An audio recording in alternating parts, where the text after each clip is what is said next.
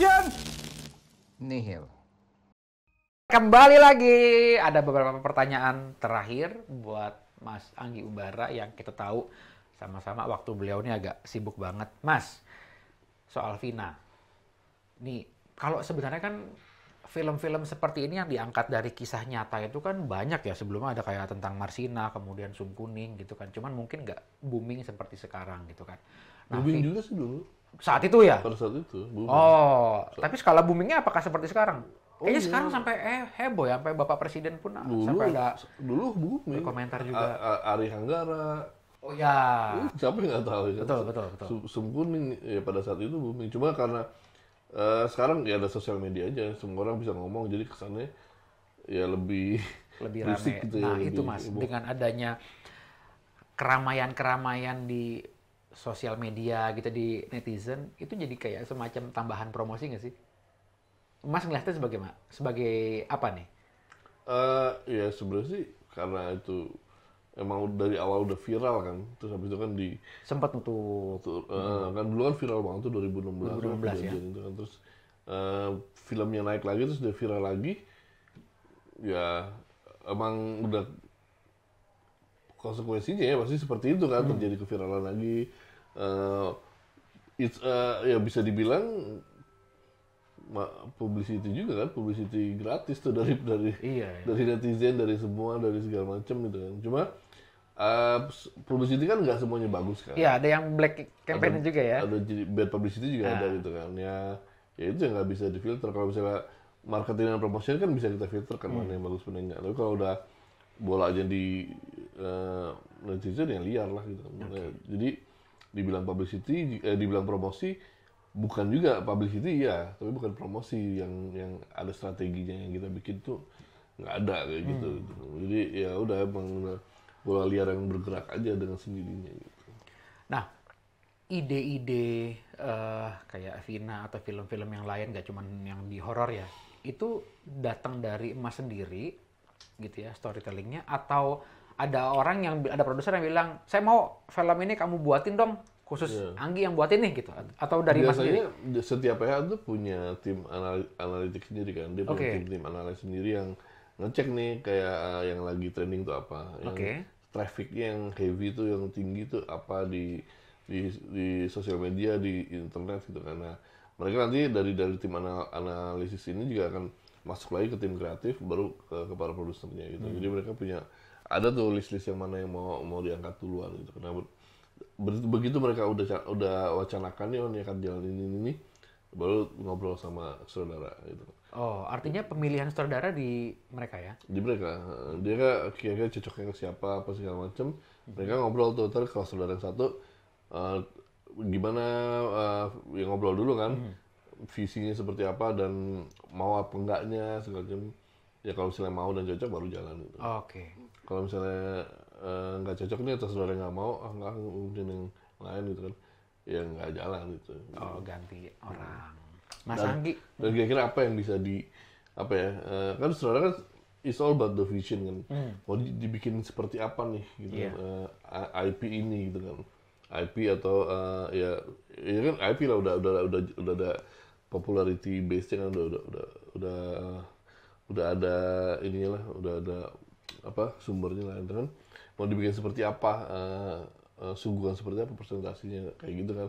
Jadi benar-benar di tangan sutradara tuh, visinya mau seperti apa, mau jadian kayak apa, nah itu kalau itu cocok ya udah baru jalan, biasanya sih gitu. Oke. Mas, ada nggak sih mimpi yang masih mau dikejar, atau mungkin genre khusus yang kayaknya pengen coba bikin genre Gitu. ini? Apa tuh, Ini boleh kayak nggak? ini sebenarnya kalau dibilang masih ada ya, sebenarnya belum kejadian nih, kayak dari dulu masih warming up aja nih, kayak Apa tuh? ya masih belum sampai ke target apa yang mau gue bikin sebenarnya gitu. Jadi kayak sekarang kayak masih kelamaan main-mainnya sih sebenarnya gue gitu, karena sebenarnya harusnya udah mulai dari lama nih mau bikin project-project sendiri gitu. Selama ini kan selalu dikasih dari produser kan, bikin ini begitu gitu. Kadang ya udah kita as a professional aja bekerja secara profesional. Jadi beberapa film yang kayak pengen gue bikin ya kejadian juga sih kayak Mama Kay gitu kan dari sendiri ya. Alif Lamim gitu kan, itu kan dari gua nulis kan. Yang 3 bersaudara itu ya. Lama kayak Sabarin Ujian kayak gitu kan, cerita-cerita lama yang akhirnya bisa kejadian sekarang gitu. Sebenarnya kayak gitu banyak gitu kan, dan ada Bank of ADS juga yang ada Bank of Premis juga yang gue punya itu. Tapi kalau yang sebenarnya pengen gue kerjain ya banyak sih, dan itu belum kejadian. Kayak film-film sci-fi, film-film kolosal, film tentang pahlawan, film tentang Wali Songo. Itu dari dulu pengen banget bikin trilogi Wali Songo gitu. Terus film-film tentang apa ya, yang bentuknya lebih inspiratif lah, lebih inspiring dan lebih punya gagasan dan apa ya, punya value, yang punya substance yang lebih personal lah, lebih personal, dan juga lebih apa ya, lebih bisa punya pesan keluar, bisa bermanfaat lah untuk depannya gitu. Pengen sih kayak gitu, cuma ya kan sekarang industri ya, namanya industri kan harus berputar dengan ada konsekuensi berupa keuntungan yang harus semuanya itu. Nah itu yang susah adalah penyesuaiannya itu, adjustment di antara substansi dan ya faktor-faktor lainnya kayak keuntungan ya. Itu yang agak susah untuk meramunya lah gitu. Dan itu bukan cuma di tangan saudara tapi juga di tangan produser. Makanya at the end of the day kayaknya emang saudara harus kadang-kadang menjadi produser juga untuk film-filmnya yang mereka bikin gitu. Kayak di luar most of them yang saudara-saudara hebat itu ya, mereka juga akhirnya produsernya jadi produser juga gitu. Karena ya itu kan itu idealisnya decisionnya kan beberapa decision emang bukan di tangan saudara, beberapa decision emang ada di tangan produser. Mas Anggi, satu pertanyaan terakhir. Apa sih kesan seorang Anggi Umbara terhadap lembaga sensor film Republik Indonesia? Kesannya? Ya, kesannya. Kita di sini baru berapa? 10 tahun ya. Maksudnya dari film pertama saya 2012 ya. Oh lebih nih. Lebih 12 tahun ya.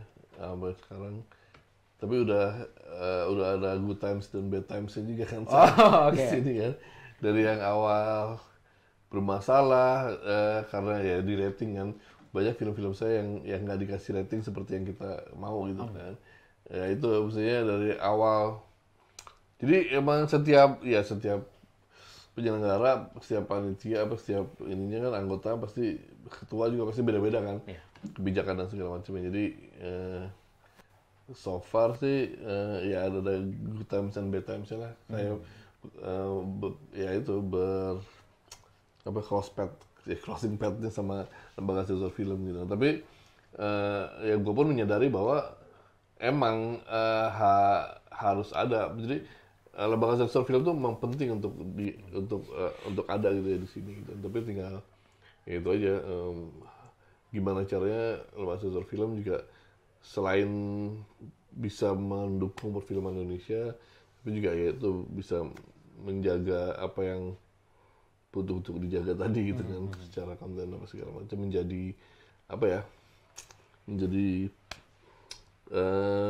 pembatas, menjadi apa ya, penyeimbang, garda terdepan, sebenarnya benchmark bukan benchmark sih, apa kayak menjadi tolak ukur, menjadi apa ya, parameter lah ya Mas, parameter yang bisa diberlakukan untuk semua film Indonesia. Jadi punya batasan lah. Jadi ya kan kita nggak mau menjadi orang-orang yang melewati batas. Betul. Kita juga di sini punya kayak semacam statement sih Mas. Jadi film itu bukan soal, jadi film itu nggak ada yang nggak baik gitu ya, atau filmnya nggak bagus, nggak, maksudnya itu kan khusus film-film tertentu gitu kan. Jadi kalau yang sudah dipublish di masyarakat, di bioskop atau di televisi atau di OTT itu bukan soal baik atau nggak baik, tapi bagaimana nontonnya sesuai usia apa enggak gitu. Iya, makanya itu dia, maksudnya gini, apakah LSF hanya berfungsi untuk menentukan rating, ataukah ada bonus-bonus yang lainnya. Nah itu kan yang sebenarnya ya itu butuh kita sesama stakeholder ini duduk bareng Dia juga duduk bareng ya. Antara LSF terus para produser dan para memang praktisi film gitu kan. Jadi apakah cuma sampai situ doang menentukan rating doang atau ya ada yang lainnya juga nih, ya ada edukasinya, ada apanya segala macamnya, mungkin juga ya dorongannya atau support apa yang lainnya. Maksudnya sebenarnya bisa lebih dari itu sih gitu. Ya kayak podcast ini kan juga lebih dari. Iya. Sebelumnya kan nggak ada. Sebelumnya nggak ada. Ini kan udah terobosan. Terobosan baru. Mas, kalau saya nge-host biasanya saya suka closing dengan yes or no questions. Yes. Jadi ada beberapa pertanyaan nanti Yes. Oh, belum. Ada 2 pilihan, jawab salah satu aja, mana yang paling disukai. Oke? Liburan ke Amerika atau ke Jepang? Jepang. Samurai atau kungfu? Kungfu. Oke. Bikin film komedi atau horor? Dua-duanya lah. Oh, dua-duanya. Oke. Jadi sutradara atau produser? Dua-duanya juga. Oh, dua-duanya juga. Jadi DJ atau bikin video klip lagi? DJ. Masih diserusin berarti, Mas? Masih di jalan masih? Dong. Oh, masih. Kan I'm a DJ at a band called Purgatory kan. Jadi kita scratch and DJ tuh di dalam sebuah band. Gue sebagai DJ disc jockey di situ. Oke, 2 lagi. Ngeband atau nulis skenario? Wah, itu berat tuh dua-duanya lah. Oh, dua-duanya. Ini kayaknya juga dua-duanya nih. Koleksi topi atau sneakers? Aduh, berat juga tuh. Dua-duanya. Dua-duanya. Jadi rupanya koleksi topi sama sneakersnya Mas Anggi Umbara ini banyak banget, sahabat sensor. Topi sih ya snapback aja sih. Snapback ya? Banyak snapback. Sepatu sneakers sih. Sneakers tapi lebih enggak ya itu. Sneakers koleksi sepatu saya tuh yang nggak ada talinya. Sneakers yang nggak ada talinya. Nggak ada tali. Kekhususannya di situ ya. Tapi dan bukan cuma dari brand-brand kapitalis gitu ya, tapi dari desainer juga gitu. Okay. Nice. Seneng. Keren. Mas Anggi, sekali lagi thank you. Terima kasih sudah mampir ke LSF, sudah sharing banyak ke teman-teman sahabat sensor. Sahabat sensor, pesan moralnya tangkap ya. Maksudnya Mas Anggi itu ternyata bukan lulusan sekolah perfilman gitu ya, tidak menyandang gelar di bidang perfilman, tapi belajar dari bikinin kopi buat kru, gulung kabel, sampai bisa jadi seperti sekarang. Artinya kalau Mas Anggi bisa, mungkin kalian juga bisa. Oke, sampai ketemu lagi di podcast Action Nihil.